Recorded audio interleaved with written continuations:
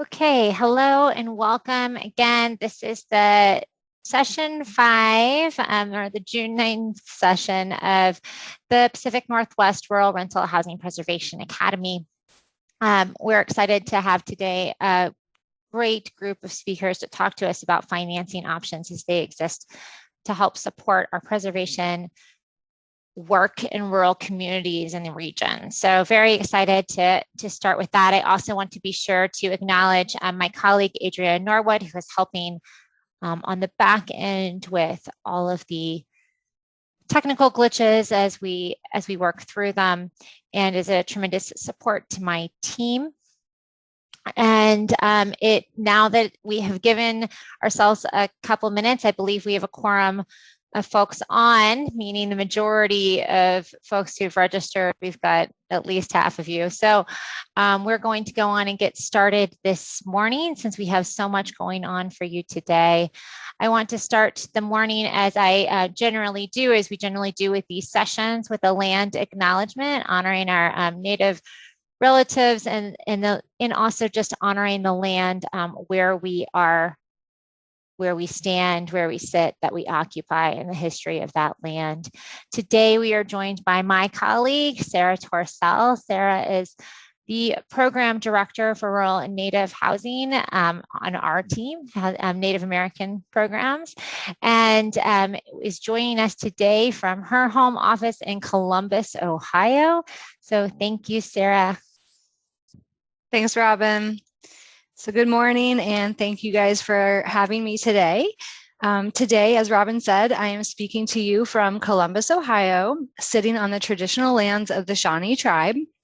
The Shawnee people are a woodland tribe that once lived in their ancestral homelands here in the Middle Ohio Valley, where rich woods and prairies provided ideal hunting grounds and locations for villages. They were known for their beadwork, pottery, and wood carving. The Shawnee tribe ultimately ended up in Oklahoma, where today there are 3 federally recognized Shawnee tribes. In most of the state of Ohio, our topography are the products of glacial activity.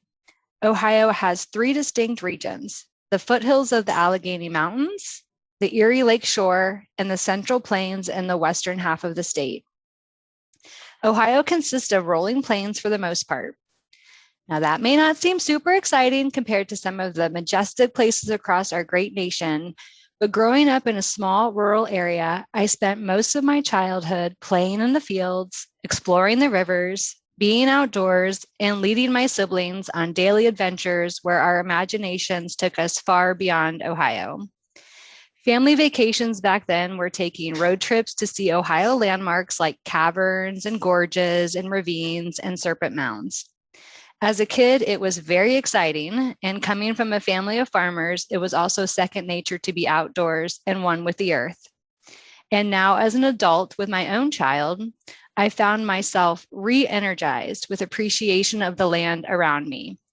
We eagerly look up into the night sky to gaze at the moon and stars. I take nature walks with my daughter as the sun shines down, exploring and searching for a glimpse of the owl family that takes up residency in the ravine by our house every spring. And I happily chant the mantra, nature nurtures, to her constantly, because it does. Mother Earth is the giver and sustainer of life. She is always speaking. We just need to listen, because the earth has music for those who listen. And this is just one way that I can pay my respect and deep gratitude to Native Americans and what they have contributed to the fabric of our nation. We all should take a moment today and every day to embrace a new sense of connection and belonging to each other, to the earth, and to the spaces we occupy. I also hope that this acknowledgement can serve as an opening to greater awareness of cultural rights and as a step toward a more equitable relationship with our Indigenous communities. It's important to acknowledge the resiliency of Native Americans across our nation who have overcome so much injustice and yet persevered with the desire for a better life. Tecumseh, a Shawnee chief, said, "When you rise in the morning, give thanks for the light, for your life, for your strength. Give thanks for your food and for the joy of living." So today I'm grateful to be here with you all, and I'm thankful that we are on this journey together, learning from the past, connecting with each other so that together we can build a better future. Thank you again for allowing me to speak this morning, and please have a great session. Thanks, Robin. Back to you.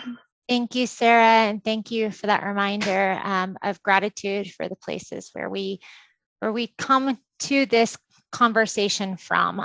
So really excited that this is part of our practice as a team to bring land acknowledgement front and center as we do our work with the Rural and Native American program team. Thank you, Sarah.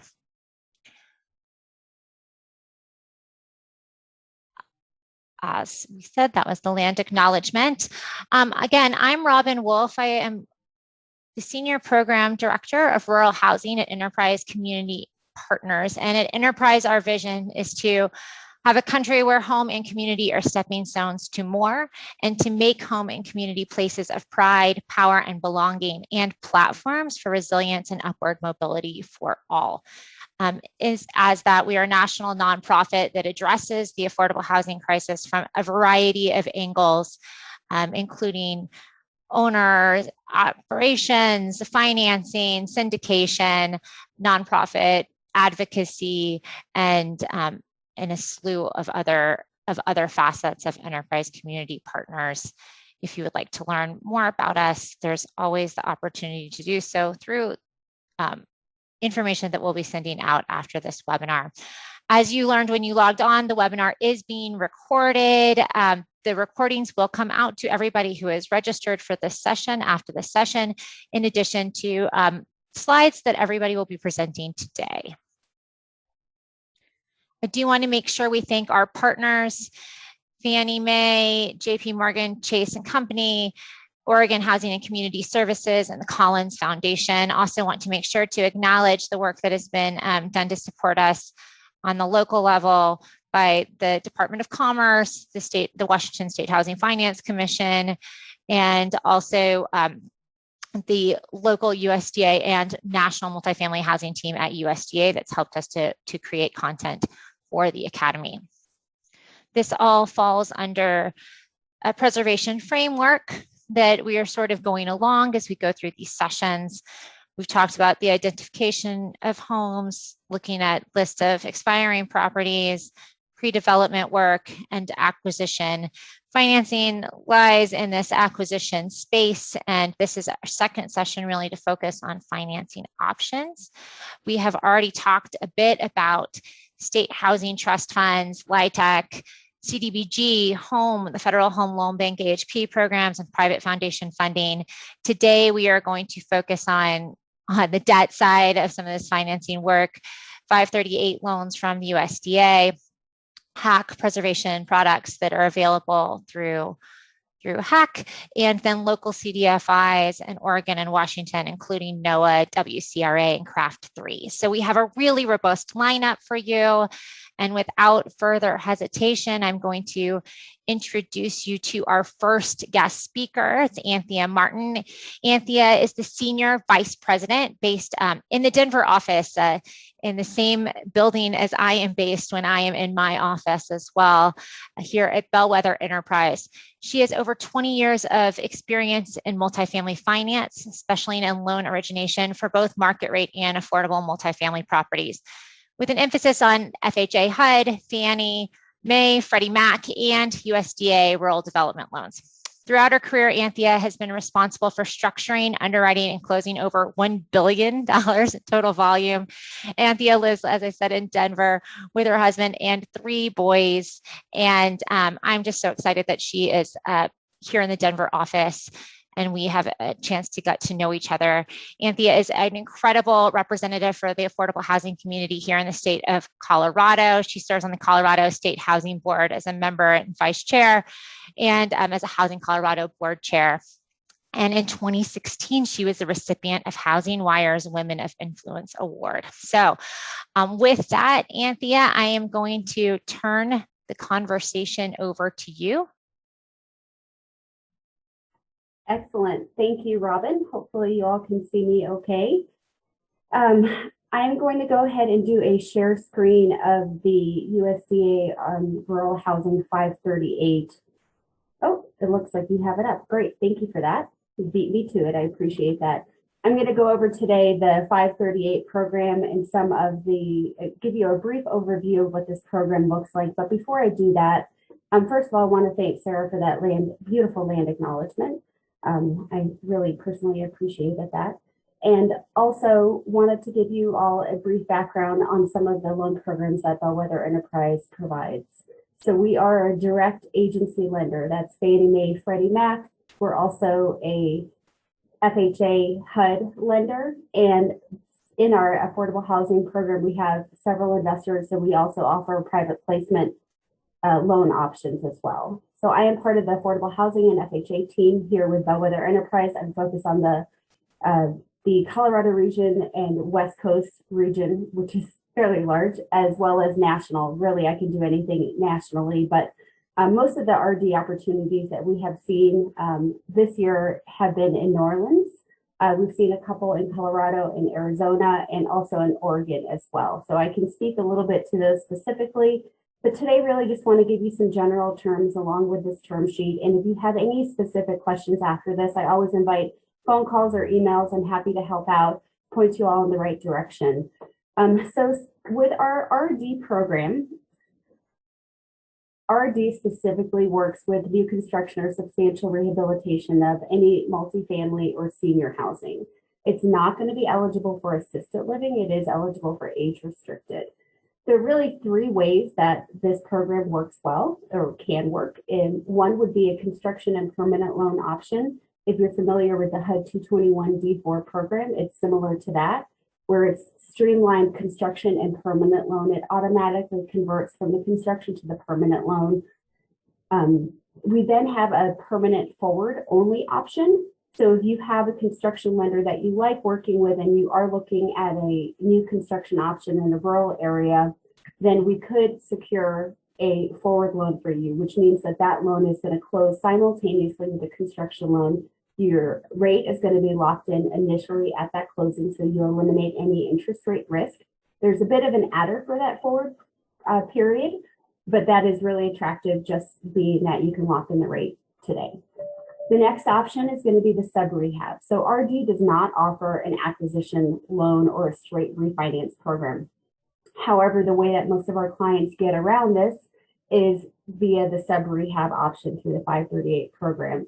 It's loosely defined, so the substantial rehab is going to be defined as $6,500 per unit, which is typically easily obtained on a project that is, 20 years old or so. So the requirements to qualify for an RH 538 program, there are several requirements. If you could zoom in a little bit, please, to the requirement section of the term sheet. And I'm going to go over just a few of these. I just want to make sure that everybody who's watching can actually read along with some of them. So it has to be in a designated rural area. The USDA defines that as an area that has a population of at least 25,000. So that's really the first step, is making sure that your project qualifies. You can, of course, reach out to me and I can do that for you, or you can go on the USDA site directly, and I'll post that link in this chat box here. And via that USDA website, you can plug in your address and it'll show you the map. So first is to make sure that you are qualified. Next is, with the RHS 538 program, you have some income restrictions that are going to be put into place as a result of the loan closing. So there will be documentation that dictates that you have to meet tenant income restrictions of 115% of area median income upon initial occupancy and throughout the term of the loan. If you were to exit early, let's say you paid off the loan early in year 20, but the loan term was for 40 years, you still have to have that income restriction in place for the full 40-year period. Now, 115% of area median income in most cases in a rural community is not difficult to meet. But that is something that also, in addition to finding out if you're in a rural area, making sure that you qualify and that it won't be a burden on the property to maintain rents at this level is also important to look at up front. We can also help you with this, telling you what that 115% of area median income is for that, or your particular site. Next, the project needs to be stabilized during the perm loan conversion period. So stabilization is dictated as 90% occupancy for 90 days. That will also be the case if you are looking at doing more of a refinance, or again, since we don't do refinances, it would be more of a substantial rehab where you're putting in at least $6,500 per unit into the property. So just a quick overview of some of the terms. If you were to read through this term sheet that is being shared, it's a little bit confusing as to what the maximum mortgage amounts are. So I do want to emphasize here. So the term of the loans that are offered is a 40-year term, minimum of 25 years, but it is fully amortizing. The maximum amortization is 40 years, so very attractive loan program. There is no minimum or maximum loan size. However, I would say minimum is probably close to about $1 million. If it's much less than that, we certainly can look at it, but that really is more of a threshold for our team. And maximum loan size, there is not a maximum loan size. The majority of the RHS transactions are fairly small in nature. So truly, if you have an opportunity, it's still worth a conversation. The mortgage is constrained by a number of factors. Now, our permanent loans are secured by a Ginnie Mae mortgage-backed security, which means that we are limited to 70% of loan to cost. So programmatically, you're going to read on this term sheet that we can go up to 90% loan to cost. But since we use Ginnie Mae mortgage-backed securities, we are constrained to 70% loan to cost. So that's one thing to point out. I will note that we're working diligently with RD to have that pushed up to the 90% level, given that it's Ginnie Mae backed. But that is something that we've been talking about now for years and hoping that it will happen soon. So check back with me if that is something that's important to you.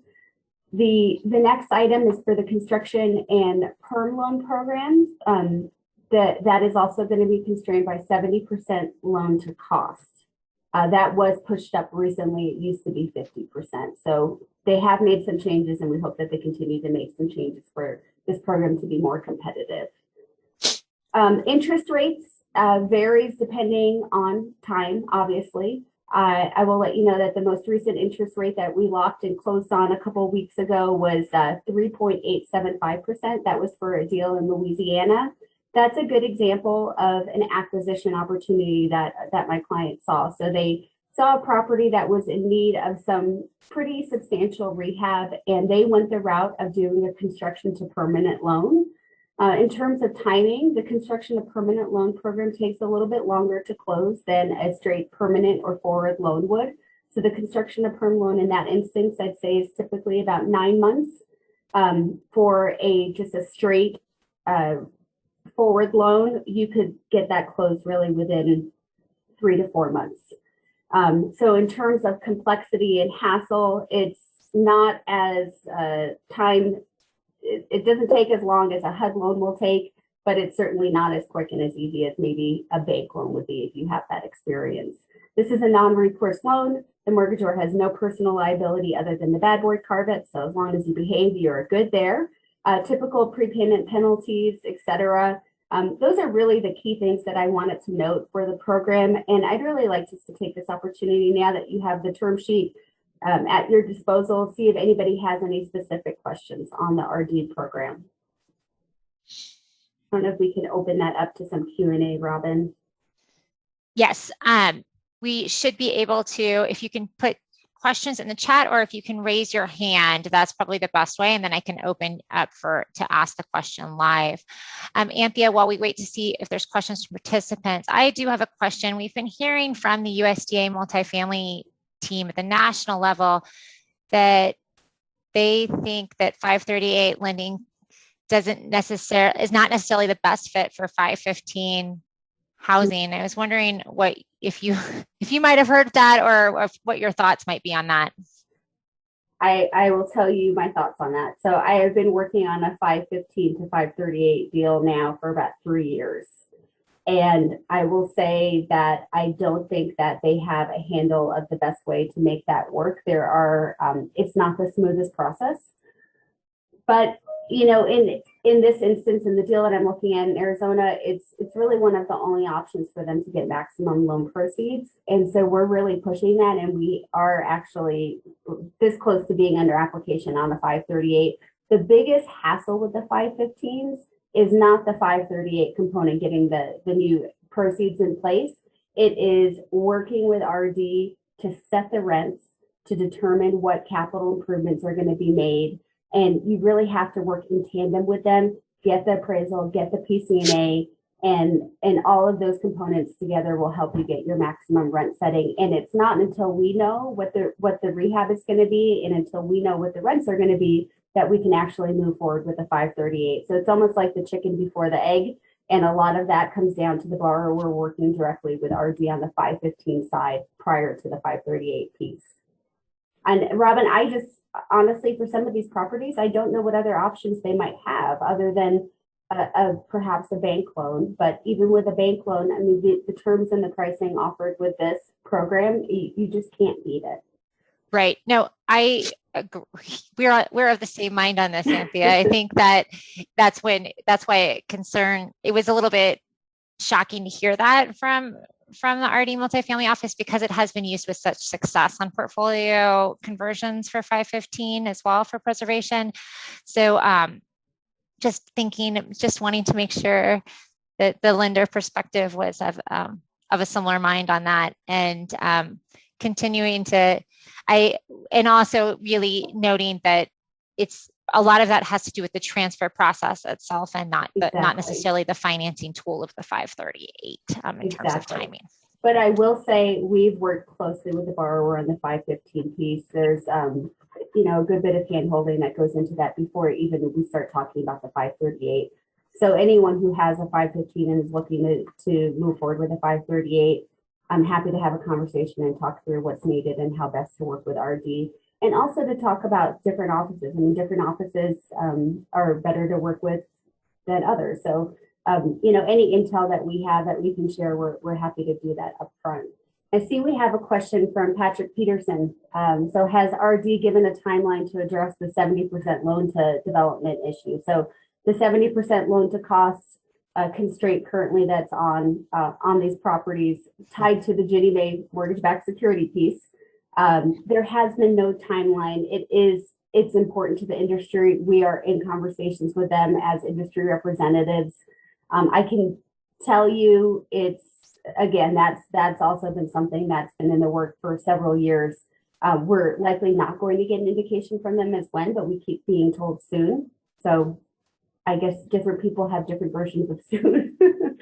I will say that the property that I worked in Louisiana, the 70% loan to cost was difficult for them to get over, and they had to bring in additional equity. And what they ended up doing is they worked closely with the Federal Home Loan Bank, which allowed them to introduce some deep affordability to the property. So they had to restrict a portion of their units to lower AMI levels, but in exchange, they were able to bring in additional financing to help bridge that gap.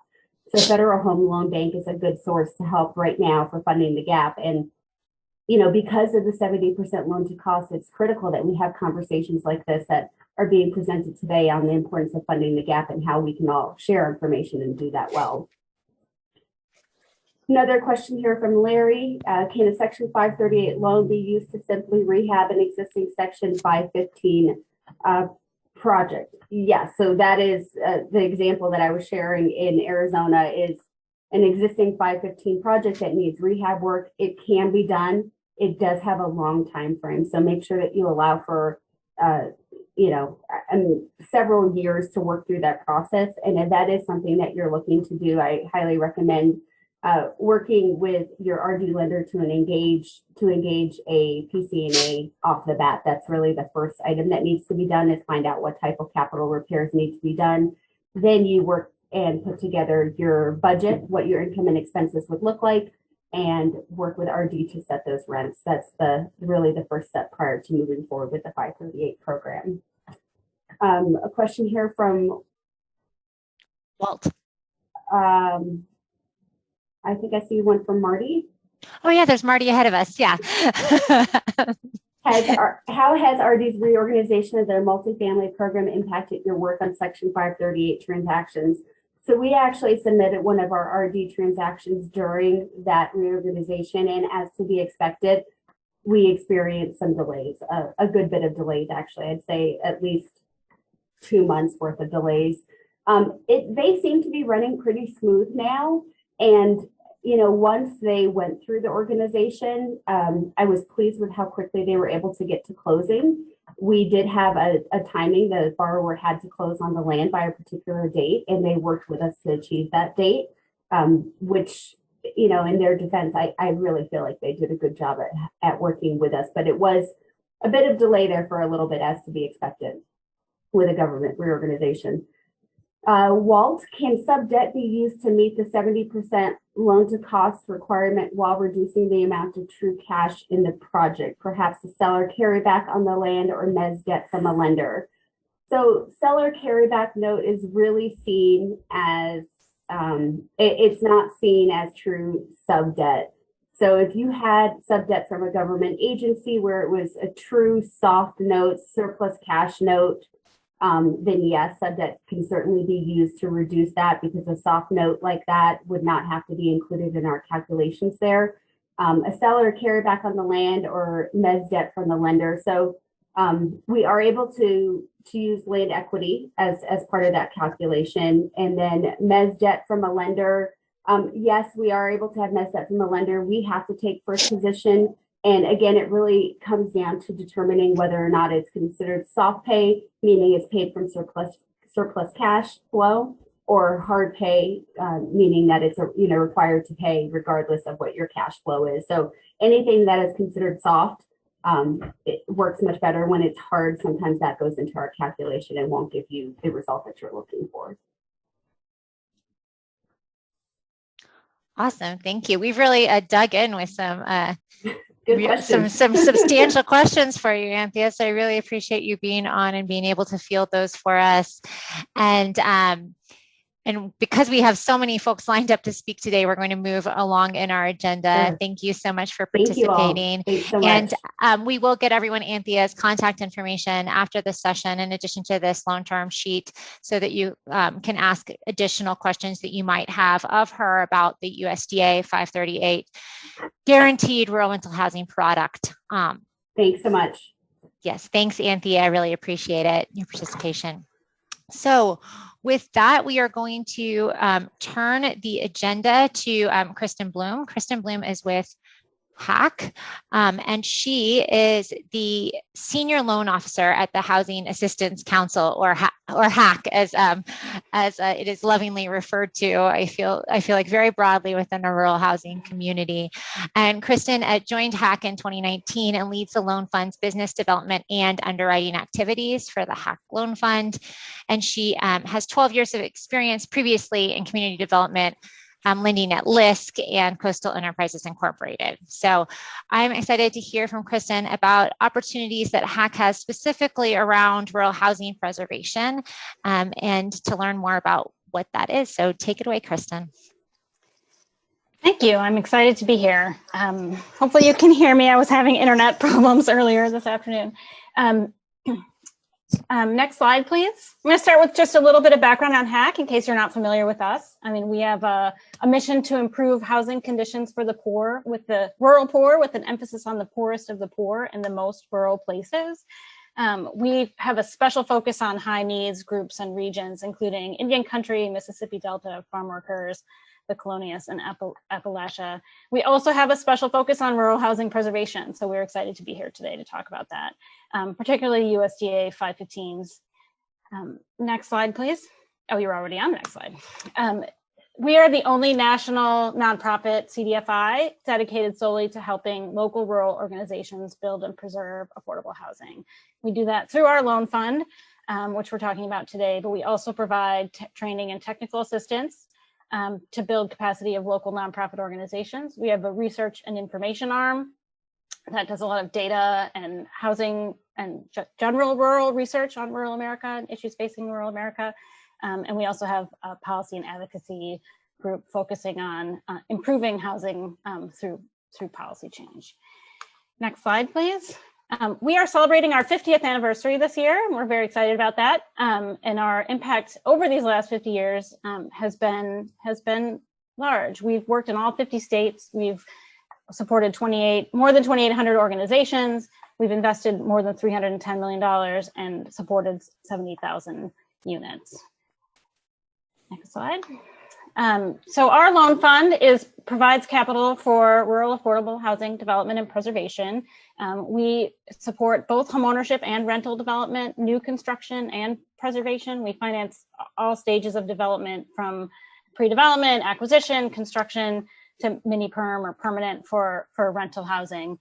Construction includes site development and infrastructure for a subdivision, and also housing construction, new construction, and rehab. Most of our loans are short-term, and our mini-perm permanent loans tend to be 5 to 7 years, with the exception of preservation, where we do have some ability to go out on a longer term. Next slide, please. Excuse me, specifically on our preservation lending, we have worked on preservation projects, including USDA RD 515s and 514 farm labor projects, Section 8 properties, and naturally occurring affordable multifamily properties that just have rents that are below market. We provide financing like we do for other non-preservation projects for acquisition, pre-development, construction to perm, and permanent. We have capital, some of our capital for preservation has come specifically from the USDA through a program called the Preservation Revolving Loan Fund, which has capitalized several CDFIs to do 515 lending. I don't know how much of that money is out there still, but we have a little bit that we are continuing to lend here at HAC that we use for our 515 lending. But we're not limited to 515s or that specific pot of capital. Next slide, please.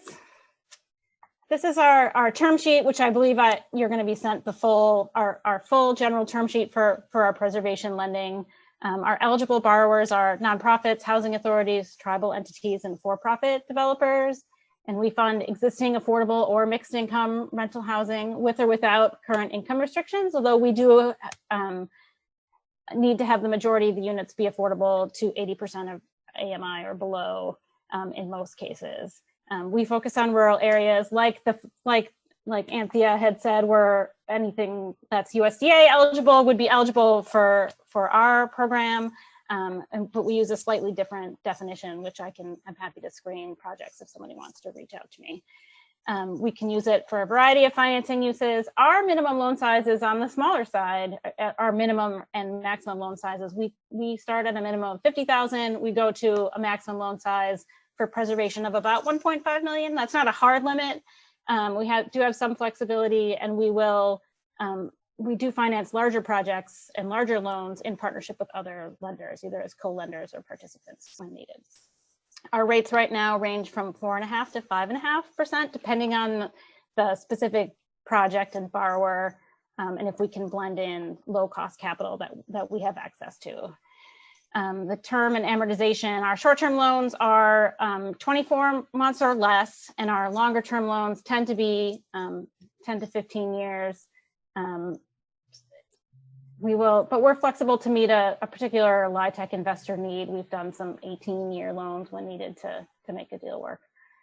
We usually have an amortization period up to 30 years. We do make exceptions from that when needed. We require real estate collateral and prefer first position, but we are willing to be subordinate from time to time. And we can go up to 100% loan to value. We do most of the time lend on a full recourse basis, and we charge a 1% loan fee. Generally, our timeline is pretty short. We can go get an approval within a month and be ready to close within 2 months, and generally can also move faster when a particular property comes up and somebody needs to move really quickly. We try to be accommodating when needed to make a project work. Next slide, please. I was going to just run through some examples of some recent preservation loans we've made. Some of these are loans that we've closed, and some are things that are in the closing process I'm just using as examples. Hopefully they will still close. These are our 2 loans here in Tennessee that we made earlier this year. These closed in March. It's 2 we made loans to two 24-unit USDA 515s to the same owner. One's called Camelot Apartments, one is Jamestown Apartments. These are owned by the Hallmark Companies, which is a large not for-profit developer active in the Southeast. These properties were both built in the 80s, and they were in need of rehabilitation to meet modern standards. Both properties have 100% rental assistance.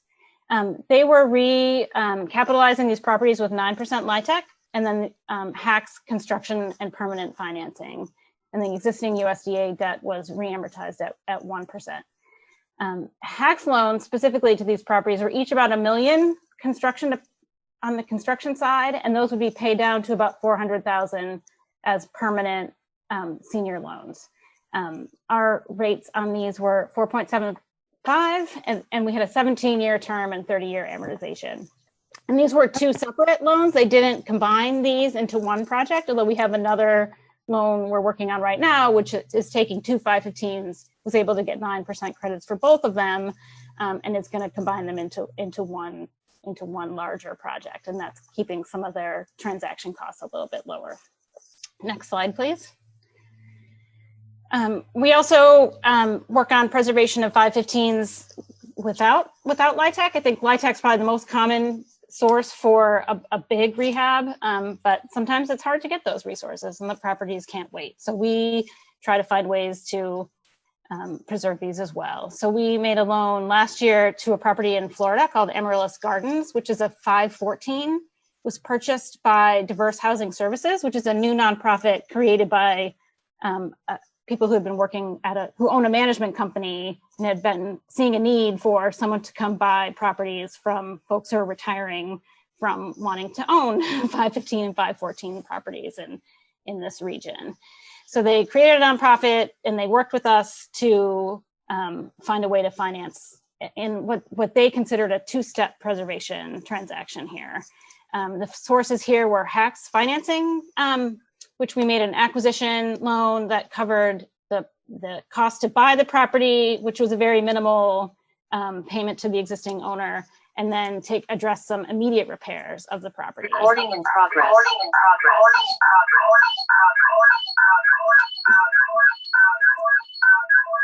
I'm getting a weird echo. Yes, hold on. We'll work on okay. that. Making sure that's not something I'm doing wrong here. No, I don't think that's you at all. Okay. Okay, hold on one second.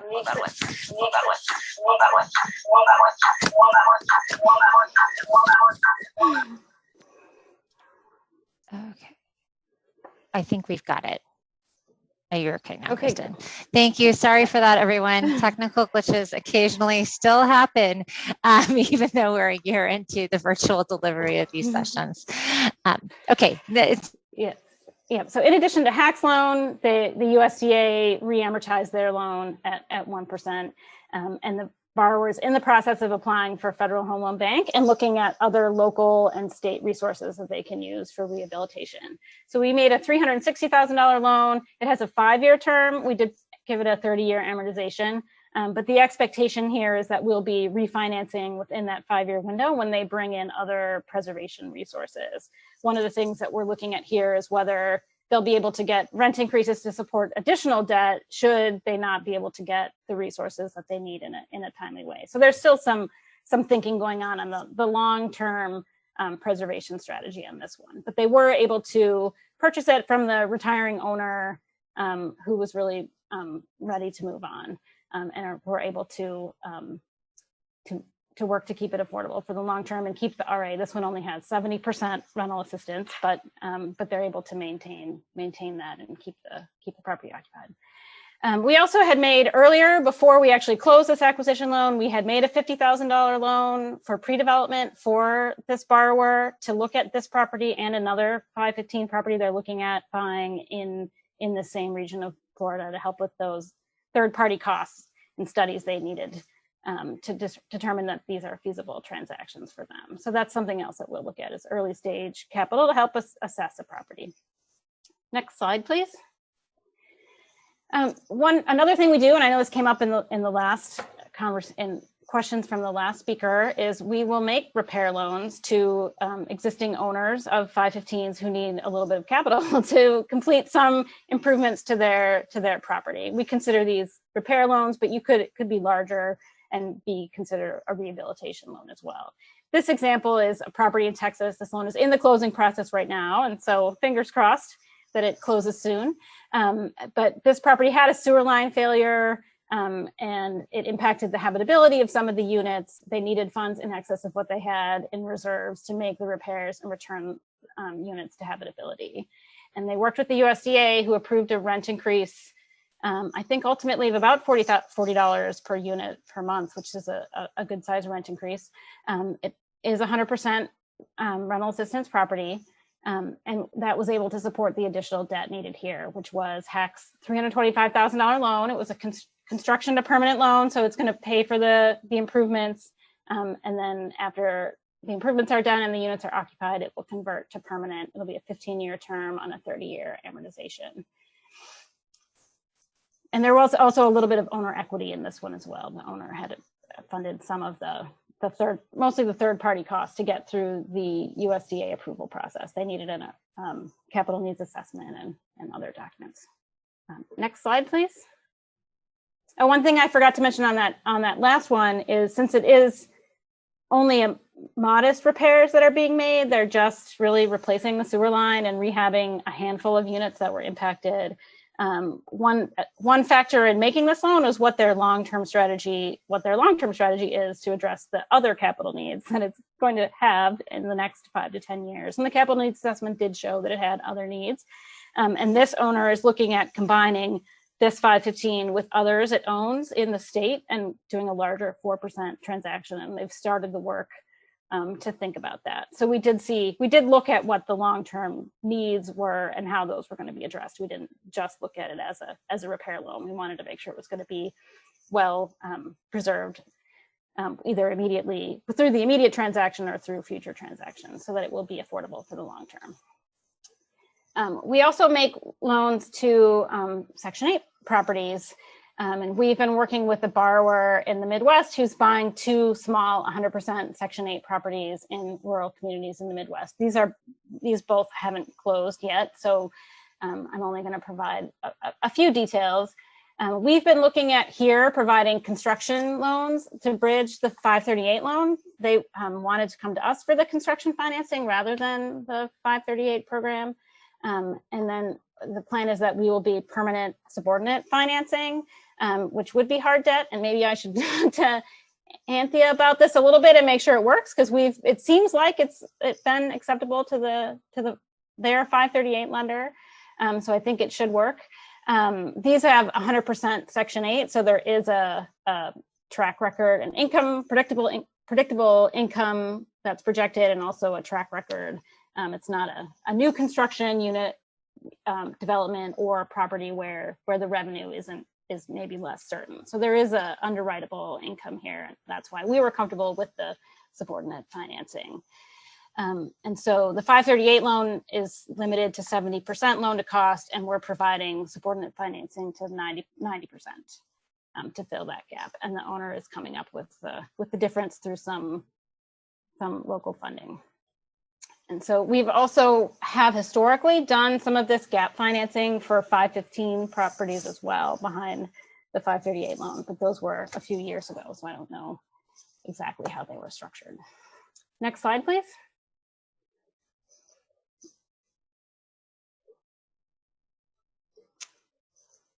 We just wanted to sum up and talk about how we like to be a flexible and creative lender. Our goal is to preserve rural affordable housing, and we know that it can be a challenge. These are small properties. They sometimes need small loans. They fall outside of some lenders' minimum loan sizes. And so we try to step in and fill those gaps that exist in the market. So we will make small loans. Our average permanent loan for preservation properties is about $450,000. We like to provide it when possible as one-stop construction to permanent financing, although we're open to other construction lenders or other lenders being involved. But we think that we can be efficient when we do it that way. We have flexible underwriting and terms. We can go to a high loan to value, and we'll really structure the terms to meet the needs of a particular borrower. We also, because we know that these are often small properties, and they can't support a lot of soft costs, we try to keep our fees low and our closing costs low.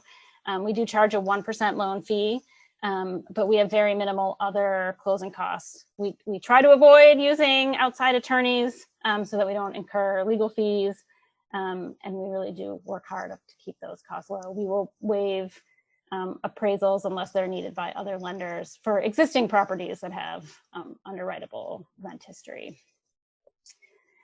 So we just try to be a problem solver and creative in trying to figure out how to help preserve rural affordable rental housing.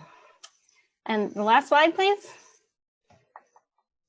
So please let me know if you have any questions. My contact information is up on the screen. You can feel free to call me or email me, or you can also get more information on HAC on our website, which is ruralhome.org.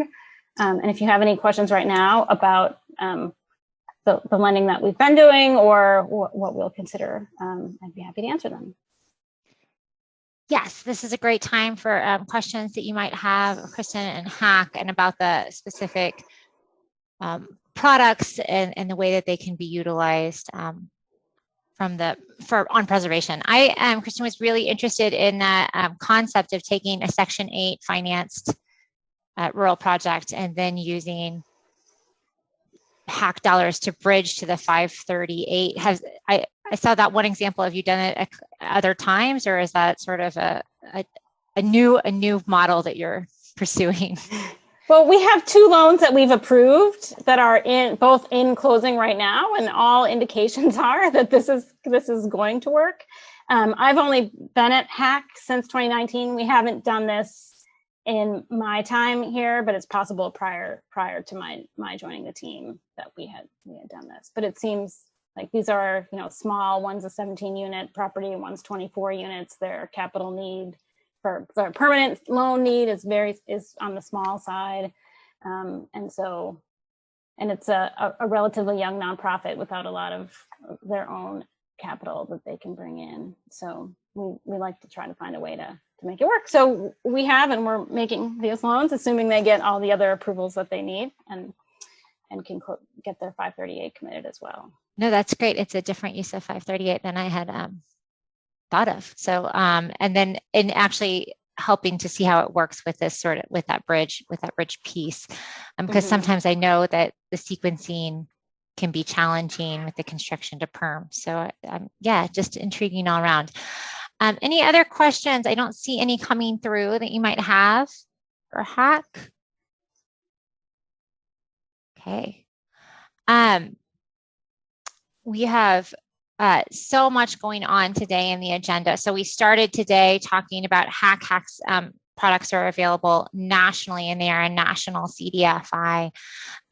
Enterprise Bellwether, their financing again is also available nationally, and Anthea works throughout the whole region for the western and southern parts of the country, which aligns a bit with our new USDA multifamily housing realignment. And then now we're going to turn the conversation. Oh, I got a question. Kristen, you might have one question for. Kristen, here's the question for you. If you are approving a loan for a Section 515 program property, do you use the PAT underwriting template? Most of our borrowers do share with us their numbers in that PAT underwriting format, but we take that and put it in our own underwriting. But I'm familiar with that from the transactions we've been working on, and seem to understand what the USDA is looking at too. It's good for us to see what the USDA is going to need and what they're considering to rent increase wise and things.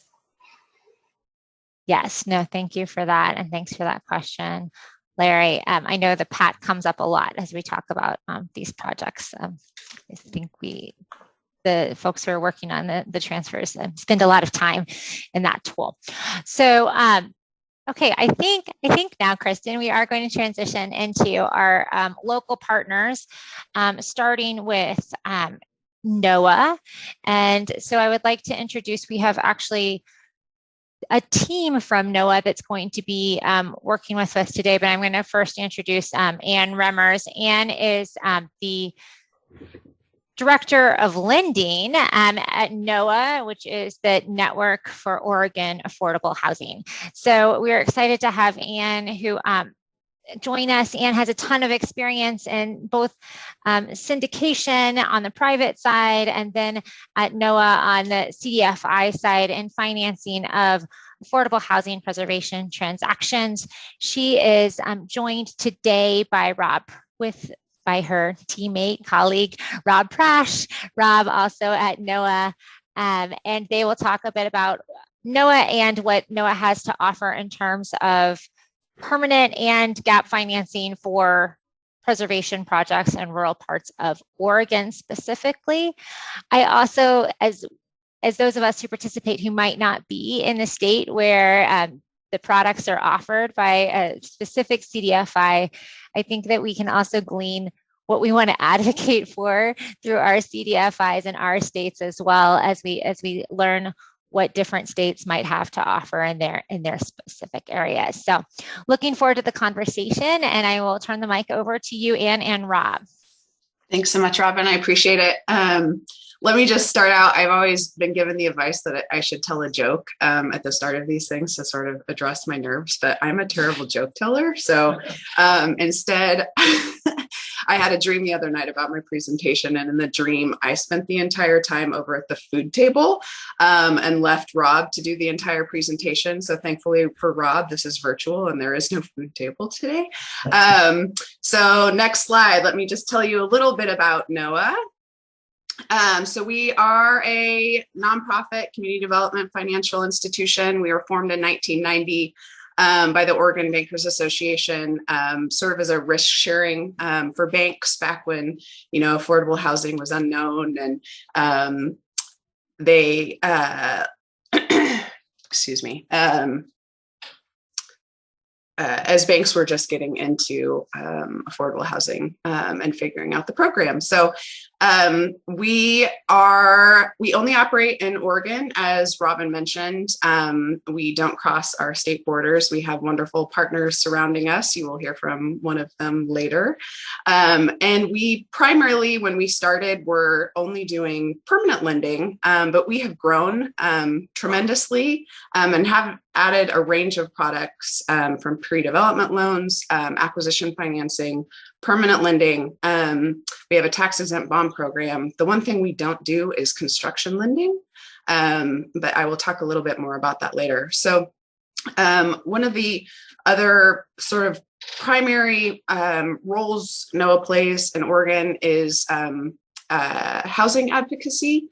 And specifically really around preservation. And Rob is our resident expert, so I'm going to let him talk about our preservation initiatives. Thanks, Ann. Next slide, please. So I'm going to go through these pretty quickly, but I did want to set the table just a little bit for people that haven't been on previous sessions of the training. Oregon has a really robust preservation focus. And part of that has been due to really active advocacy by partners, including NOAA and the City of Portland, Oregon Housing Community Services, and others.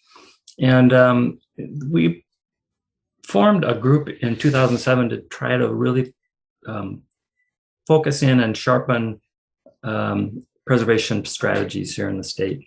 And I have to just acknowledge Oregon Philanthropy, especially Meyer Memorial Trust, who continues to fund our work, but also some of the other foundations, including Collins and Oregon Community Foundation.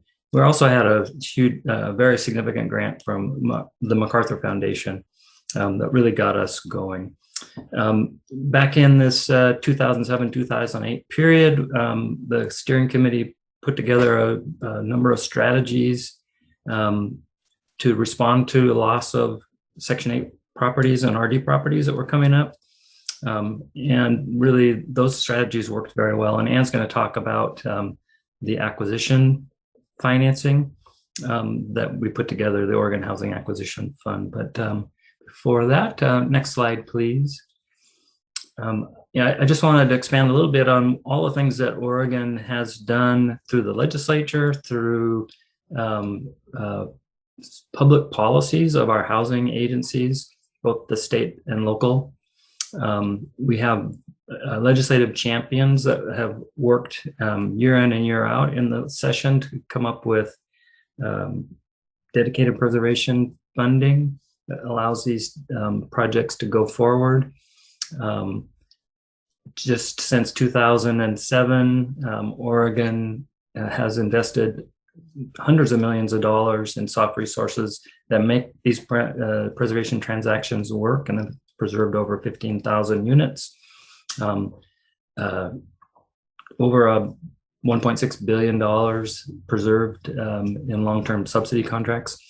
But one of the things that makes Oregon unique, I think, is that we have these funding sources that we're just blessed to have that a lot of states don't have, and really progressive policies. So Oregon Housing, for example, offers a 25% set aside of 9% tax credits every year, and offers 4% bond preservation transactions, and often has gap funding available to go with those. And in addition to those other competitive rounds, often include sources like the General Housing Account program that offers millions every session, and home weatherization trust fund, things like that. So next slide, please. And since we're talking about rural preservation as a priority, I just wanted to point out that 85 RD properties have been preserved since 2005 here in Oregon. And that's out of roughly 200 properties back 2005 or so. Anyway, so, we're getting close to half of the portfolio being preserved. 67 rural HUD project-based Section 8 contracts also preserved in that time frame. And we also do manufactured housing and communities for nonprofits and co-ops, and a lot of those are located in rural areas. And 18 of the 29 that have been preserved so far are in small rural communities. So next slide, please. This just gives you an idea of the distribution of preserved properties across the state. 325 properties preserved to date. And you can see pretty much every corner of the state, except the far southeast, where there really isn't anything out there but cactuses and tumbleweeds and very small towns. But anyway, I think I'm going to kick it back to Anne this time, right? Yes, or the next slide, please. And then, Anne, you can start talking about the acquisition fund. All right, thanks, Rob. So we created the Oregon Housing Acquisition Fund. We call it OHAF, so I'll refer to it that way here on out. Back in about, I think, 2008, just as a way we recognized that our borrowers needed a financing product that allowed them to quickly purchase a property and essentially sort of buy time to assemble long-term financing. So that was sort of the goal of the acquisition fund. So there are several product types or property types, excuse me, that we finance using the OHAF, and that's existing federally subsidized housing market rate. We allow the purchase of market rate properties with the intent to convert to a long-term affordable project, and then manufactured housing communities as well. So we have structured the fund to be sort of flexible and sort of allow for it's essentially a high leverage interim loan fund. So it combines both traditional bank debt, but we include equity-like capital from public resources and private foundations to allow us to provide what I think is a really useful product. So next slide, please. And this is a breakdown of the sources that make up the OHAF. So you can see that there, there's a lot of bank capital, but also, again, the public and private resources as well. Next slide. This these are the 4 products that we offer in our OHAF. The preservation product over on the left is our loan that we offer for the federally subsidized projects. There is the GAP loan allows our borrowers to use those funds to cover pre-development costs as well as acquisition costs. So it's our flexible money that gets layered on top. Then we have our, as I mentioned, manufactured home park acquisition, and then the market rate acquisition. The terms are all fairly similar with a few tweaks depending on the property type. But the term generally is 3 years with a 1-year extension. Again, the goal is to allow for time to assemble those long-term financing opportunities. The loan amount for the preservation listed here is, the max is 5 million. I will say that we have gone up to 9 million. So we have flexibility sort of depending on the property, the borrower, and our capital availability. Let's see, this will get shared with you, so I don't want to spend too much time sort of reviewing the details, but I did want to sort of highlight some of the important terms here.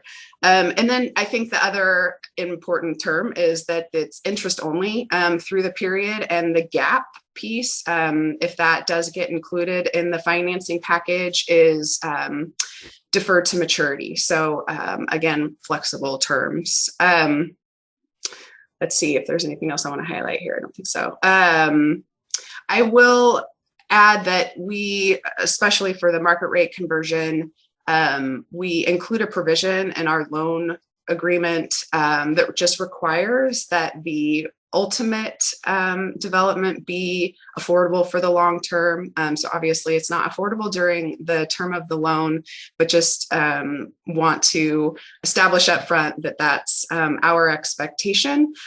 We have several affordability thresholds. I would say our least restrictive is 50% of the units need to be at 80% or below. Next slide, please.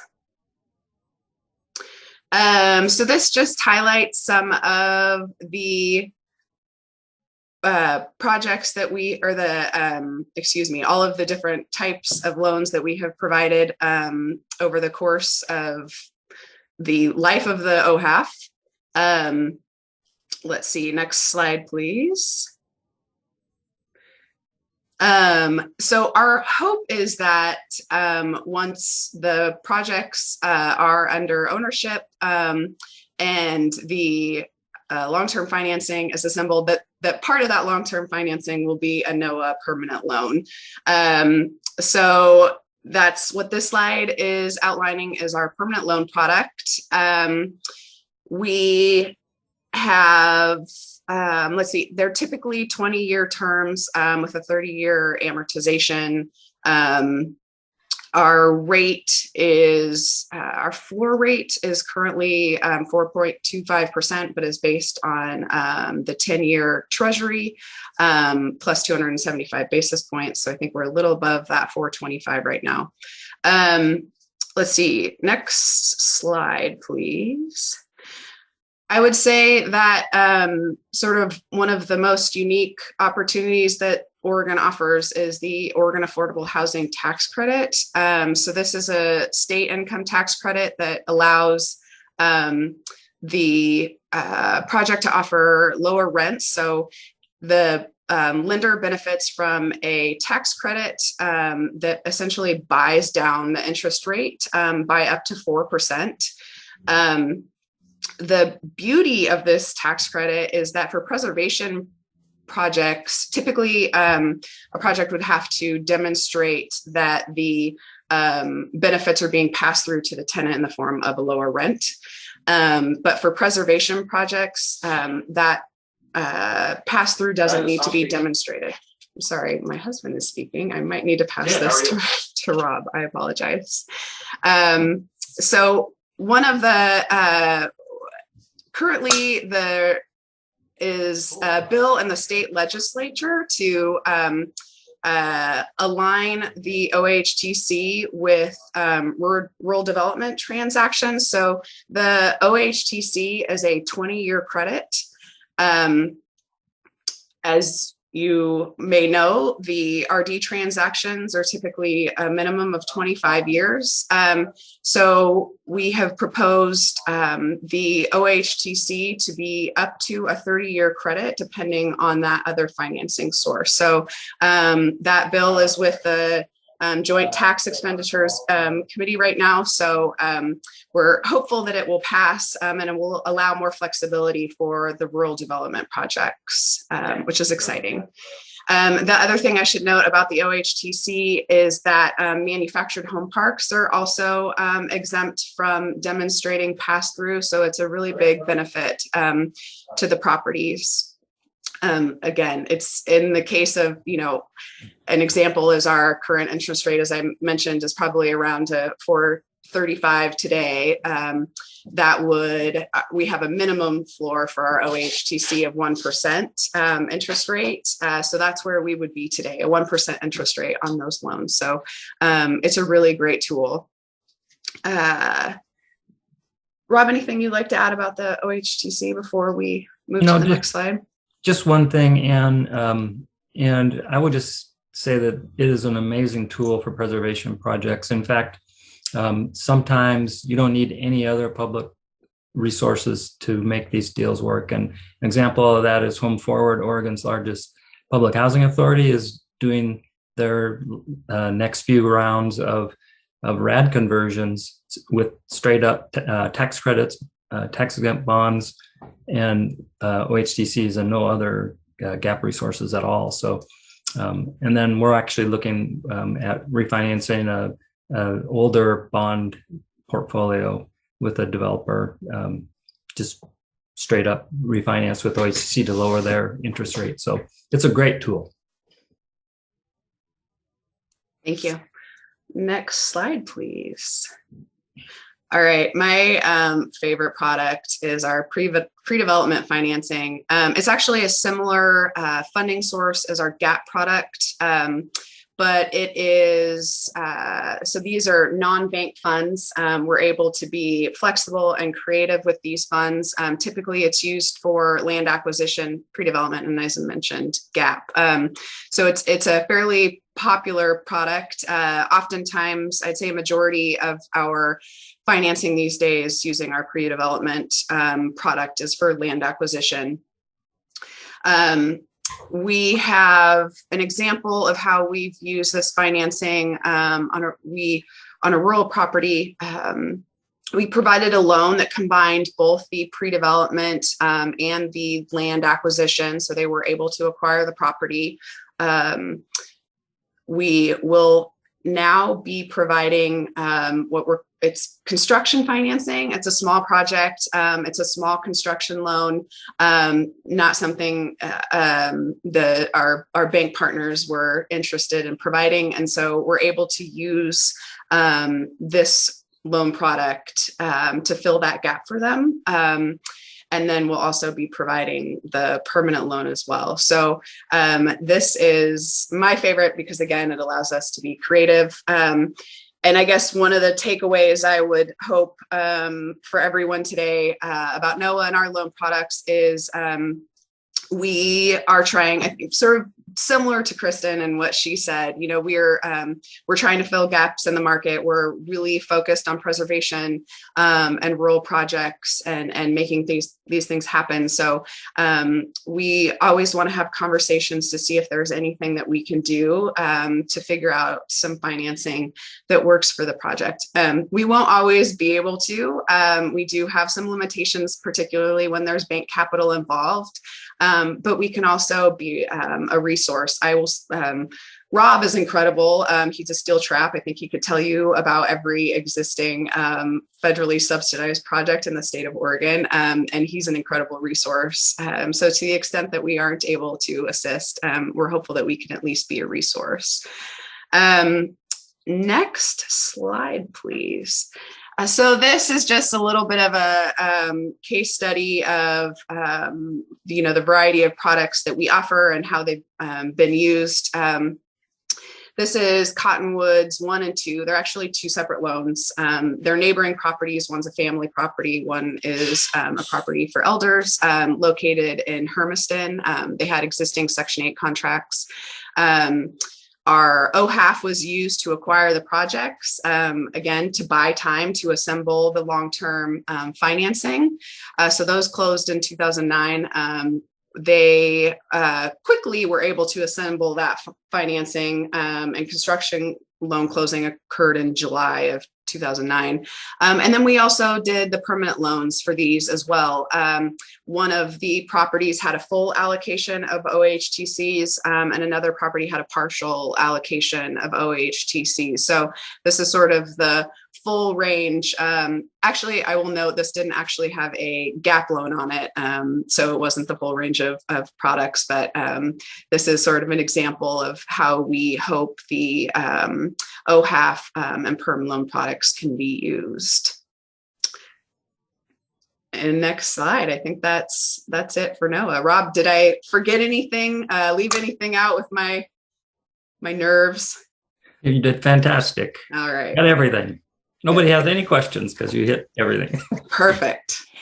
Thank you. Sorry, Robin. I didn't go into detail in the terms. I'm happy to do that. I'm happy to walk through any terms for any of the loan products. I believe that will be shared out with you. It's also on our website. And again, I encourage you, to the extent that there's a term that doesn't work for you, never hesitate to pick up the phone and say, here's what I'm looking at. Do you have any flexibility here? And we'll see what we can do. So thank you. Sorry, Robin, back to you. Not at all. No, thank you very much to you, Anne, and to you, Rob, for this presentation and just for the time and putting this together. And we don't have too many questions. We do have a couple of our Oregon partners sharing a lot of gratitude for NOAA and the work that you do. And and we do have Sheila Staley is reaching out about the land acquisition. So we'll Sheila, yes, so, please reach out. We will connect, make sure that you all connect there. I will say NOAA on the rural side, working as a national partner for rural advocacy, NOAA is such a tremendous partner and plays such an active role in really thinking about rural preservation in such a meaningful way. So I'm really appreciative of your participation in that platform in that space for sure. And just, of course, being here and helping present today. So I will ask, we're going to move on into the next presenter. But I'd ask if you all hang around because we're going to open up questions for kind of all of our local CDFIs at the end of session. Thank you so much. And so with that, we are going to turn the conversation over to Susan Duren. Susan is the president of the Washington Community Reinvestment Association. She joined WCRA as the vice president and director of lending in 1992 and was elected president in 2007. Before joining WCRA, she served as executive vice president of Commercial Real Estate Development Company. Following that position as vice president of commercial real estate lending for a national bank. Susan is currently a member of the Washington State Department of Commerce Housing Finance Unit's Policy Advisory Team, the Impact Capital Loan Committee Chair, and the King County Credit Enhancement Advisory Committee. She also serves on the board of the Office of Rural and Farm Worker Housing, ORF is one of our TA partners, and on Impact Capital. She was a 2003 recipient of the Washington State Housing Finance Commission's Friend of Housing Award, and we are so excited to have Susan join us today with her conversations about the offerings of WCRA.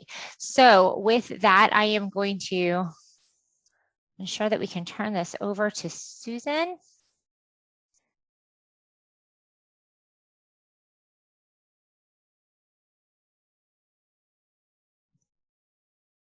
Hey, Susan, if you are speaking, we cannot hear you.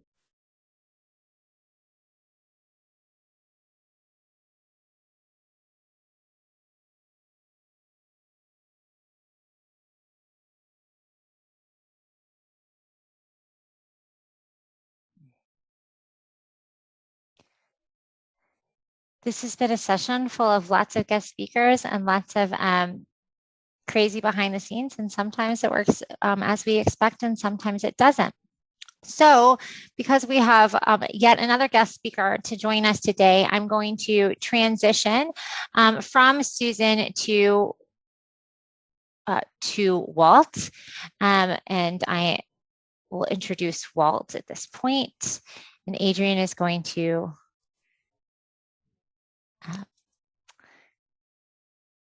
help us by changing PowerPoints along.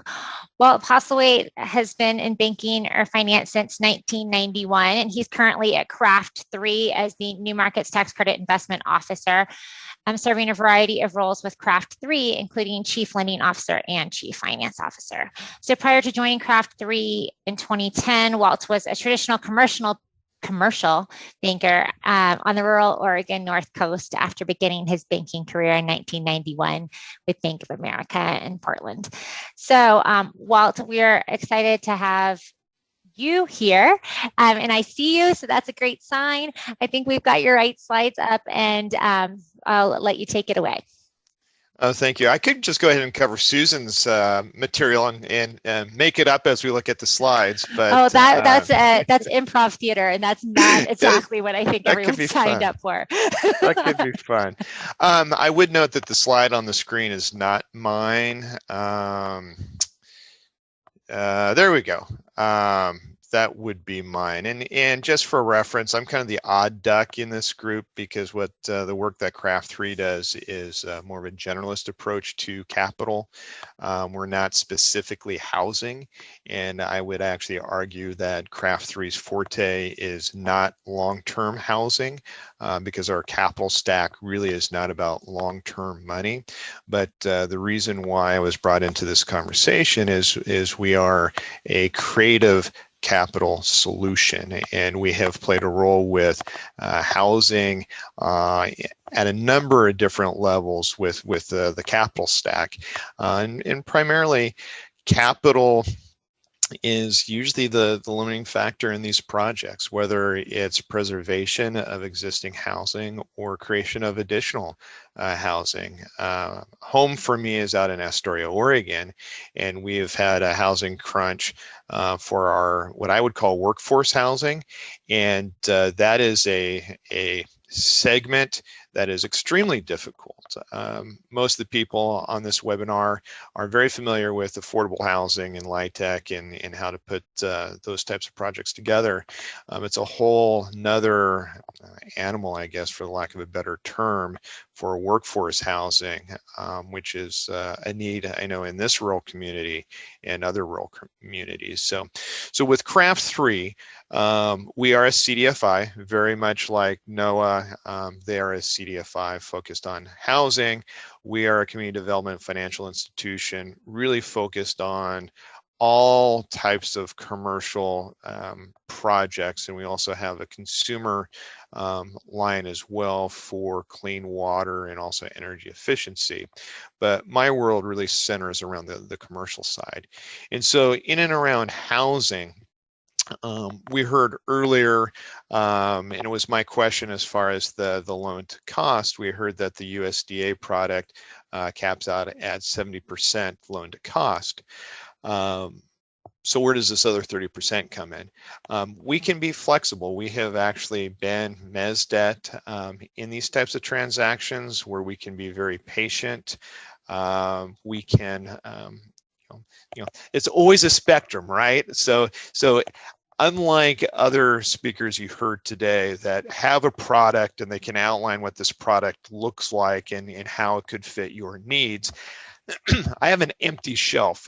We really are more, excuse me, of a chef that doesn't really work with the recipe, right? We look at the project, we meet with the project sponsors, and we try to figure out if there is a mutual kind of crossroad where Craft 3 can use our capital in a creative manner that can get this project done that has outcomes that outweigh the creative risks. And we look for the outcomes. And unlike a commercial bank, and you heard my background, up until the last 11 and a half years really was around traditional commercial banking.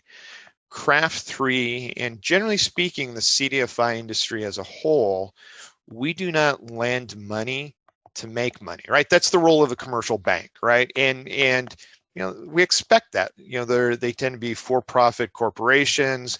They have to make more money next year than they did this year. It's part of what they do.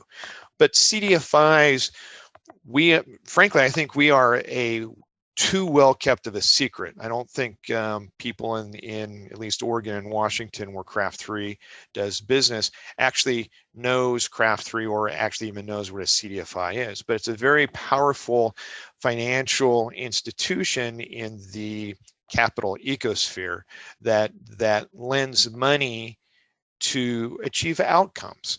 Yes, we charge interest. We do loans, so we do expect to get paid back. These are not grants.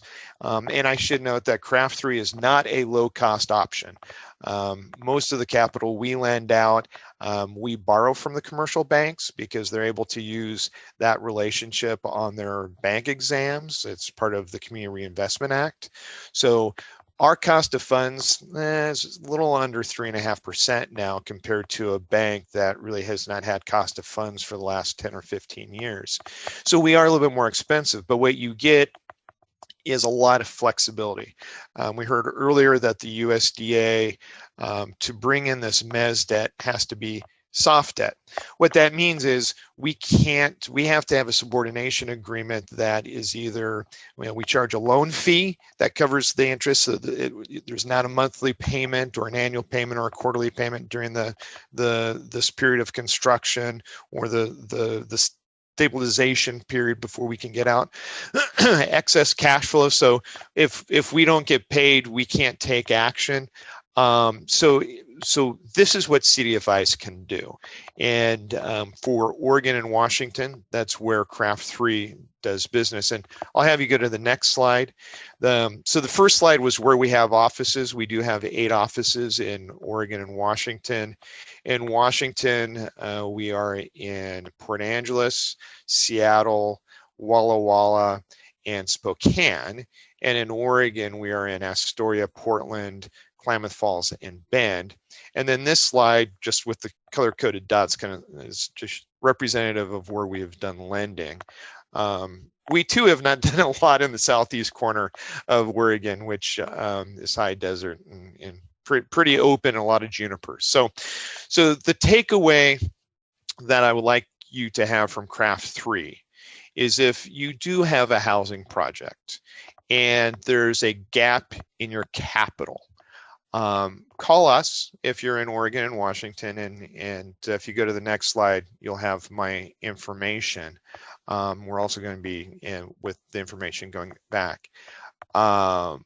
We may not have the answer, but we can certainly help you look around corners and brainstorm to try to find answers.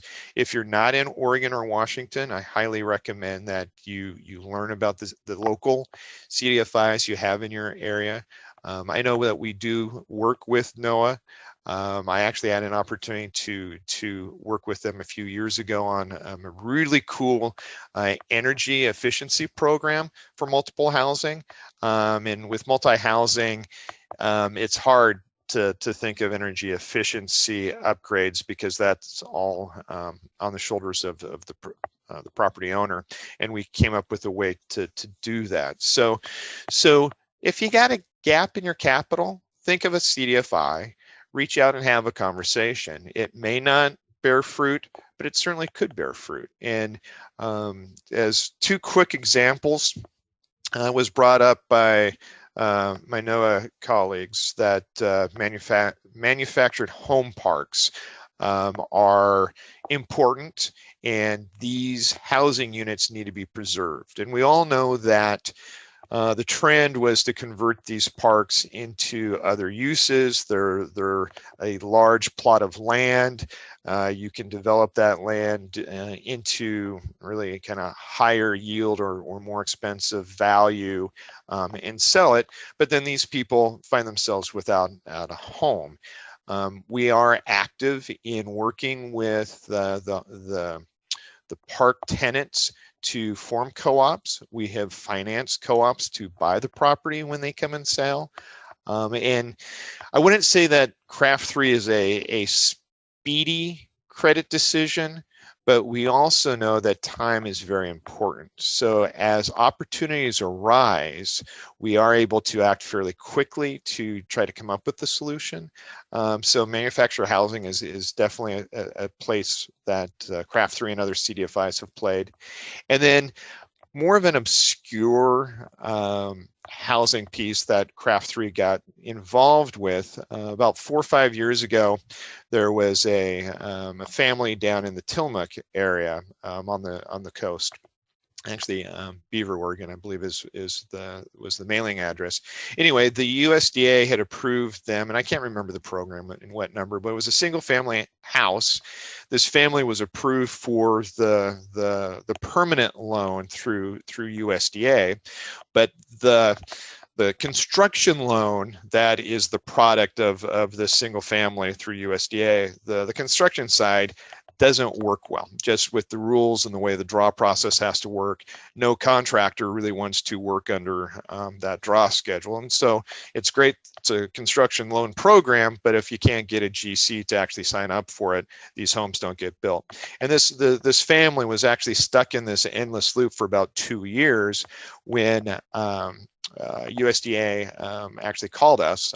We had run across paths at, I think, a seminar or something. And so Rachel gave me a call.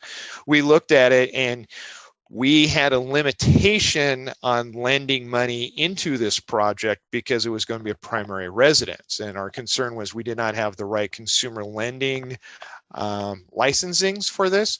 So we partnered with a housing authority here in the North Coast, also kind of called NOAA. It's actually NOHA. And we lent to NOHA, who then used those proceeds to build the house. And then the homeowner used the USDA permanent loan once the house was done to repay the loan, and everybody won. And there was a slice of upside for NOHA, where they actually earned some income because they facilitated this. And we put this family into a home that they were trying to get into and stuck in this loop. So that's the power of CDFIs. We can be creative.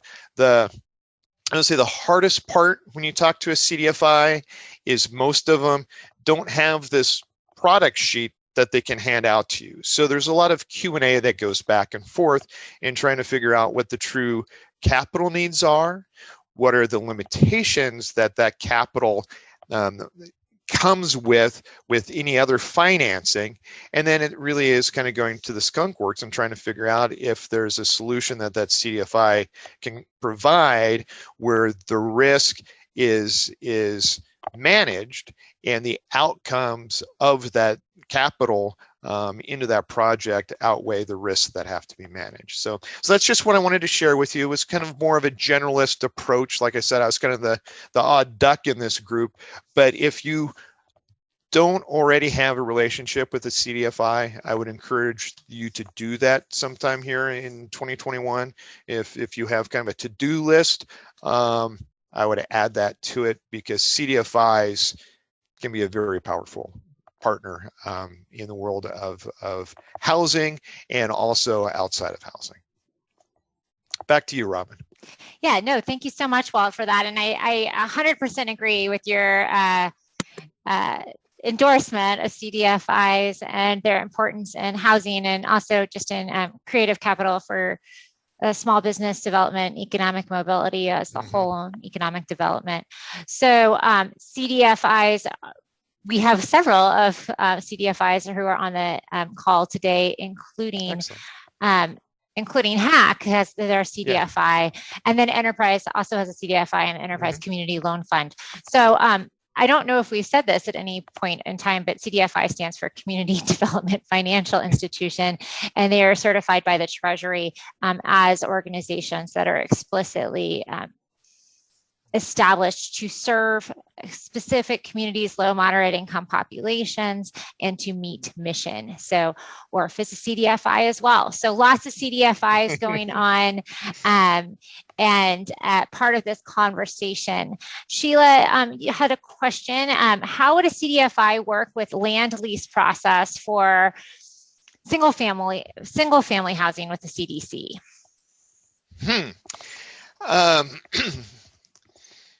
I don't have an answer off the top of my head because I've not actually participated in that. My guess would be there's two approaches: that the CDFI itself could acquire the land, and we've spent a lot of time at Craft 3 talking about what type of a role can we play around housing that we're not playing today, and what we have seen is the land value with the spike previously in land values that had been kind of the limiting factor. Now I think it's material costs, because we all saw what happened with material costs over the last year. So with land, I know we've talked about the CDFI actually acquiring the land and holding the land and having some sort of like lease to own with the sponsor, because that can reduce the amount of capital that's required up front. We had looked at one point, I think we had talked to OHAF about providing a pool of funds for them to actually lock up additional property to build. No, it was not OHAF. It was Capital Access Team. I believe that they were looking at a large parcel that had come into the market, and they thought it could be broken up into 4 to 6 single family lots that they would develop over time. So I don't have a cookie cutter answer for you on that one, but it's certainly within the scope of a CDFI, and so it's just finding that creative partner and trying to figure out what works for all parties. Fantastic. And if any other thoughts come from our other CDFI partners and want to put that in chat, that would be great. And I do believe we have Susan at least available on audio now. So with that, I am going to pass the microphone along to Susan. Susan, again, is joining us from WCRA and has a long and extensive and impressive resume, as we spoke to earlier. And we're really excited for her to tell us more about what WCRA has to offer. So Susan, we will try again, and I'm going to turn the mic over to you. Well, thank you very much. Today I'm having technical difficulties, I guess, and I assume that you can hear me now, although... We can hear you great, Susan. It's perfect. All right. So you can hear me, but you can't see me. So I'll stay the mystery person, but with a voice. Sounds good. So just a quick introductory about the WCRA, and that is that we are a nonprofit CDFI. We have 34 bank members, and we were formed in 1992 to provide financing in Washington State.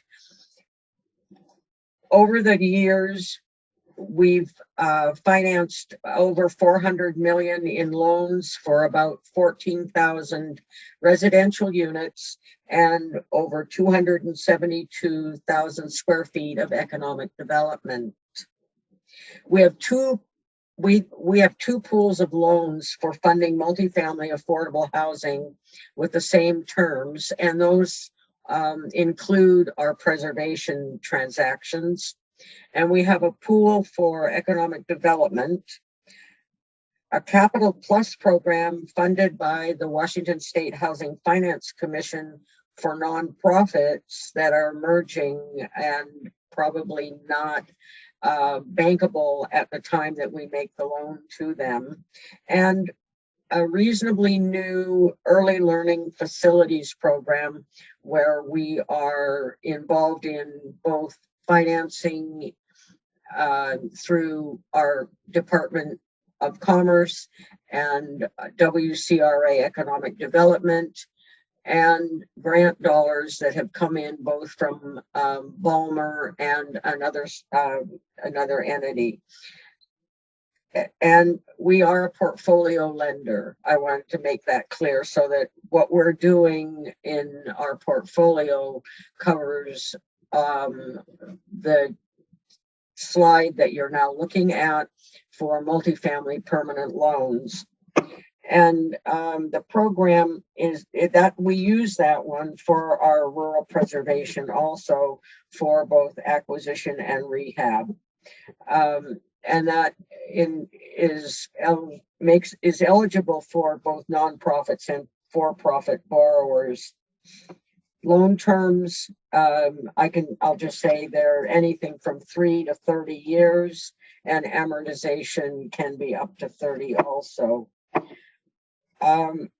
Then we have an interest rate lock available, and that is giving borrowers an opportunity to avoid a rate risk, and that is available for a 2-year period after approval to closing.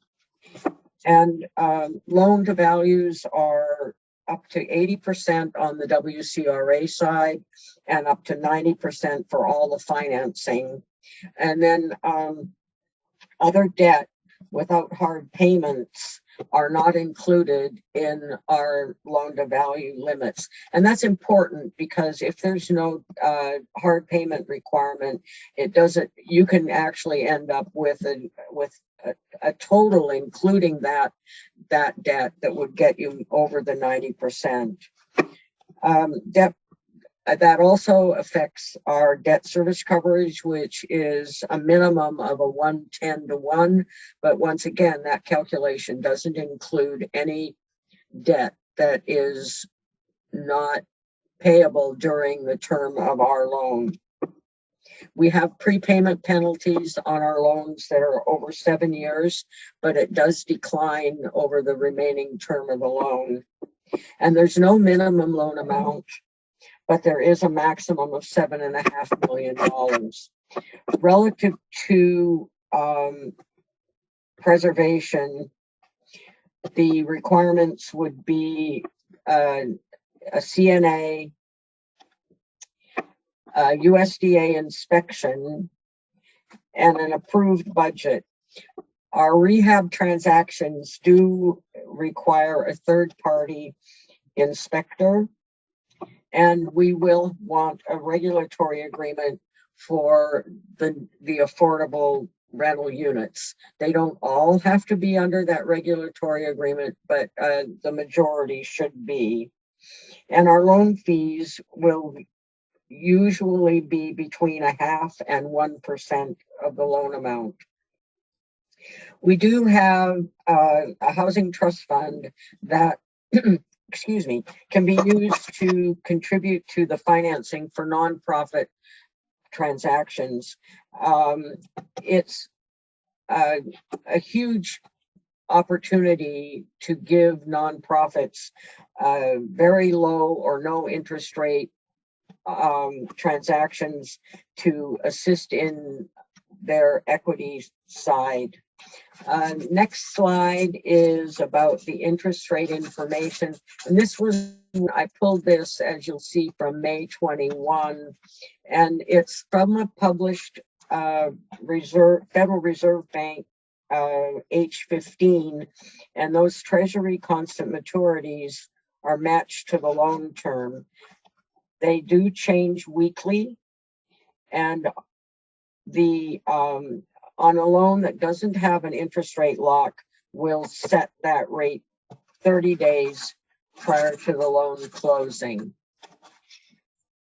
And now the next slide is a picture of one of the preservation properties that we have done recently. The next slide will give you, that's the pretty part. This is the loans, actually the stack. And you'll see in this case, there was an acquisition of the property. There was a renovation expense. And through the sources side, you'll see that the WCRA provided $635,000 in debt. The RD assumption And then there's the Department of Commerce, which is our Housing Trust Fund. And then there were some county funds. And in this instance, there was a tax credit allocation of over $2 million.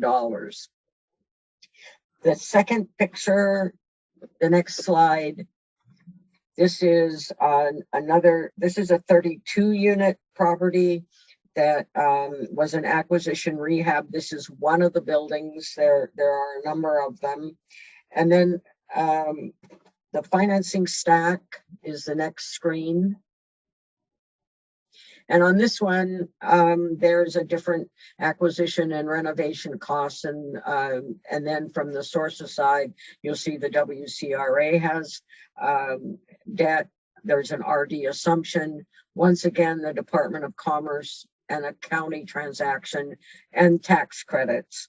These two transactions, both as it seems, were both tax credit related, but we do have others in our portfolio that were an acquisition rehab of an existing RD loan, and that did not have tax credits but had WCRA debt and the RD assumption of the existing debt on the property when it was assumed. Then let's see, the next screen is to just give you an idea. This is another program that we have, and the reason that I'm bringing this one to you is it could be used for RD and preservation, but the important thing about this one is that it is the program that we use for small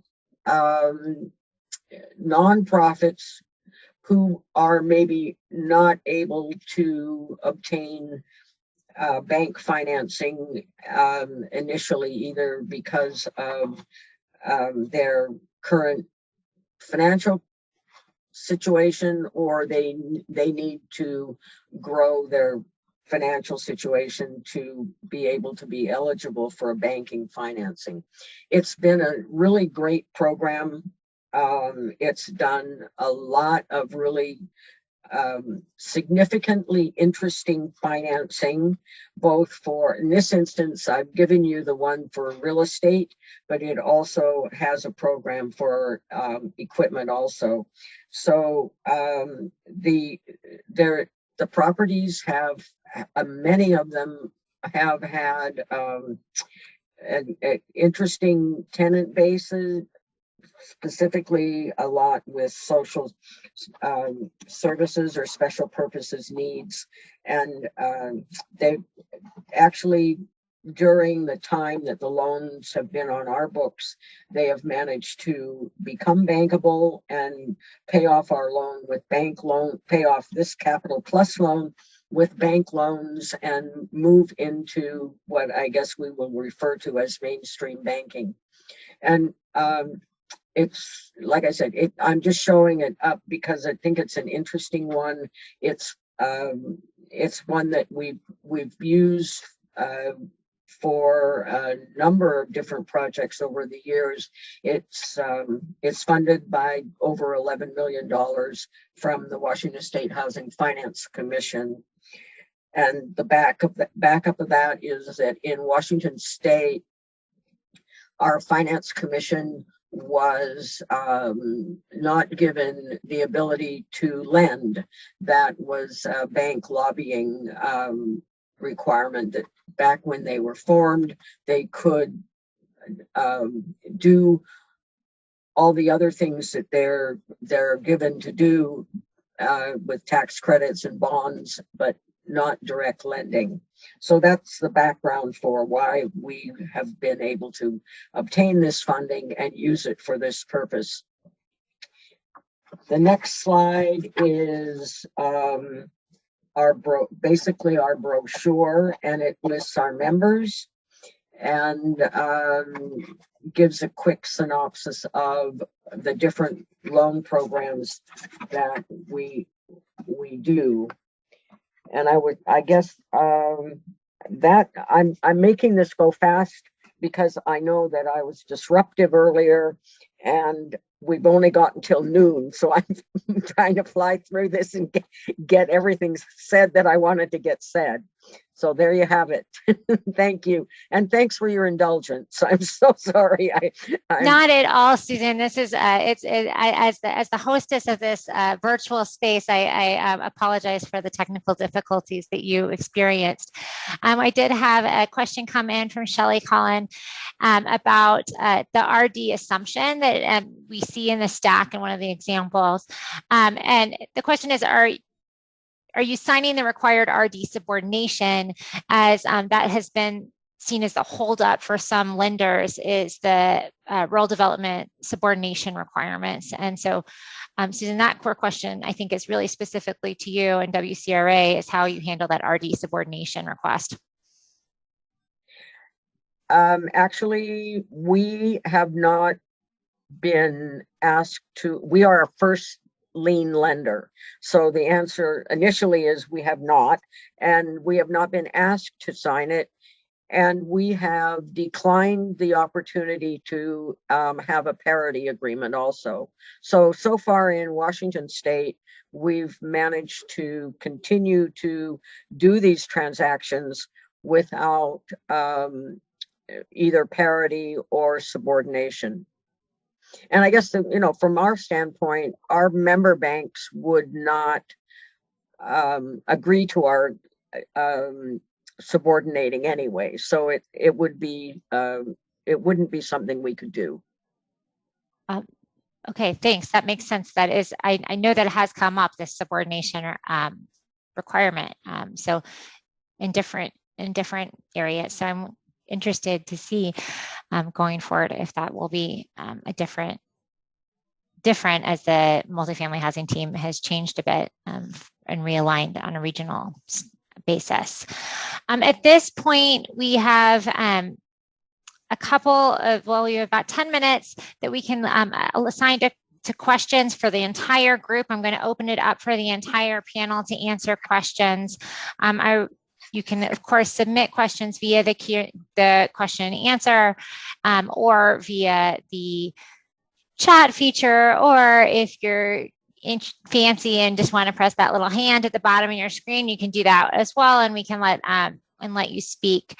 But I'm going to open up with one question for the entire panel, and then I'll see who's ready to answer it. And it's, from the lender perspective, I'm really interested in what you're seeing as the biggest challenges that small owner operators are facing as they look to preserve or recapitalize their projects or acquire projects that are in need of preservation. So that is the question. What are the biggest challenges facing groups as they're looking to preserve or recapitalize projects in rural communities?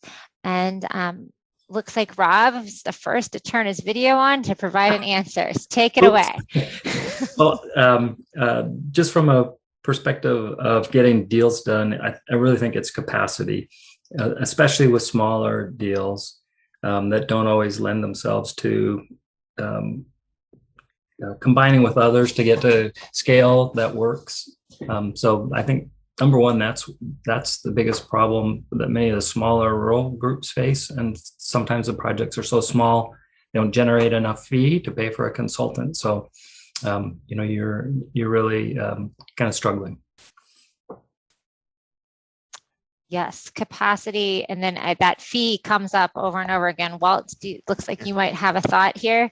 Well, I think it's expanding on capacity, and that also includes time. What we've seen, especially with the pandemic, is that everybody is multitasking, while at the same time there are a lot of partners.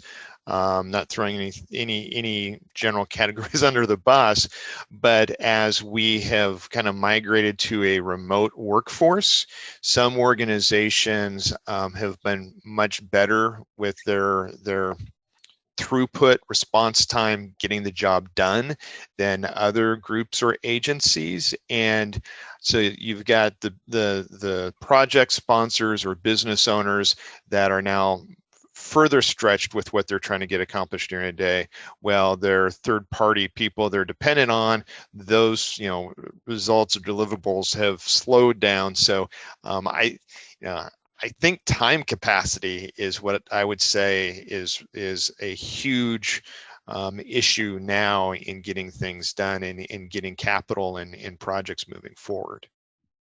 Yeah, that's interesting. I often make the distinction between or talk about capacity and bandwidth. I think is something else that really comes up as we talk with rural communities, because many of our rural CDCs have much leaner staffs than like large PHAs out of a big metro area, for example. So that's one thing. Kristen, I was wondering if you had any thoughts about that from a national perspective. I think I'd agree with what's already been said about overall organizational capacity. I also think it's for these small projects, it's hard to compete for 9%. They're too small for 4%. And if you don't have the relationships and ability to combine them, or an interest, if you're a small nonprofit, you only want to work in your territory. You don't want to go find some outside. That's a challenge. So we're kind of tracking these couple that we've done without tax credits to see if there's other ways to get enough funding to them, because I think ultimately we'll need to find that solution to get to scale on preserving some of these smaller, further away properties. I think that's a huge thing, is the scale, and sometimes the scale itself keeps you from being able to compete unless you're able to aggregate. So really, really huge point, and is, I think, part of why portfolio aggregation is a strategy for rural communities as well. But to all the things you pointed out, complicated, because many CDCs are very tied by charter to their specific communities. Yep. Can I ask a question? Please. So I've seen most of the aggregation happening with the larger for-profit owners, and I'm wondering if you're seeing any nonprofits that are able to do that kind of finding scale through aggregation, or maybe consortia with other nonprofits. Are you seeing any of that in your work? Rob, do you have any insight on that? I know you have worked with some portfolio acquisition.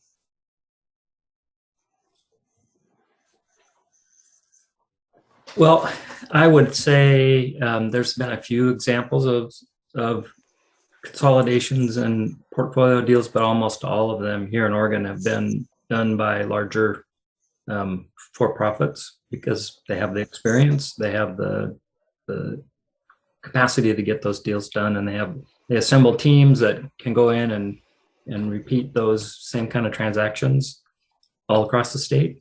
Mm-hmm. So it's a great approach, but it's difficult for some smaller nonprofits to pull off, for sure.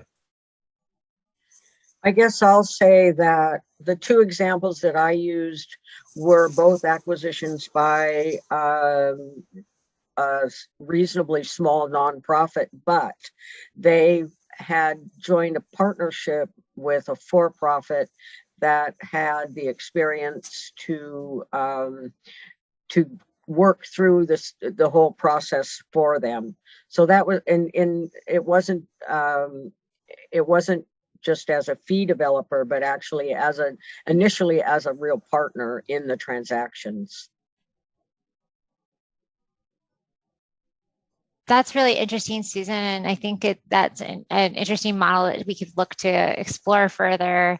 I think, Kristen, to your point about a consortia, and in thinking too about how you could do create for the purposes of tax credit competition, triple LP, or some sort of one of those legal definitions of liability partners that allows for a group to maybe purchase. And then I think we would have to work with CDFI partners because I can imagine the underwriting on something like that would be really difficult. It would but be creativity. It would require some creativity and flexibility from those partners that are really committed to getting that work done on a mission basis. But something I'd really love to see. I don't see any other questions coming up through the chat and our Q&A. I did see from Adrienne, she sent out our link for the survey, which I'm very appreciative of. And we are actually with only 3 minutes left. So I just want to extend deep appreciation for all of our panelists today, Kristen, Rob, Walt, Susan, Anne, and Anthea, who was with us earlier. I am so excited that we have so many folks who are committed to doing this work and that are really helping us on the ground with the financing of these projects. And I think we have a lot continue to learn from each other, and we continue to learn a lot from one another. Adrienne will be sending out a recording of this session along with a list of resources, which include the product fact sheets and the slides that were presented today. So you will be able to access that. That will probably happen in a couple of days once the session recording is then cleaned up. Also, I really would encourage you to visit that survey so that we can know what worked for you today and what didn't, and that we can continue to improve what we're offering through these sessions. Also, plug to our next meeting, June 23rd. We will be talking about CNAs, scopes of work, working with your architect, and that will really be led and facilitated by our TA partner, ORF, out of Washington State. So we're really excited to have that session for you. It's actually the first time that we'll be offering that as part of the Preservation Academy, and looking forward to that conversation. And yes, Sheila, we will talk about appraisals as well as part of that conversation next session, June 23rd. Please, I can actually share with you a registration link. So that way you can take that link and register for the remaining sessions. I think we have 4 sessions in a national conversation coming up in the next through the end of September, and we're really excited to be able to continue to engage with you in the region on this work. So with that, it is the end of the hour. Thank you for spending your last 2 hours with us here. Please do not hesitate to reach out to me, Robin Wolf at enterprisecommunity.org, if you have any questions about this session or about any of our Rural Preservation Academy sessions.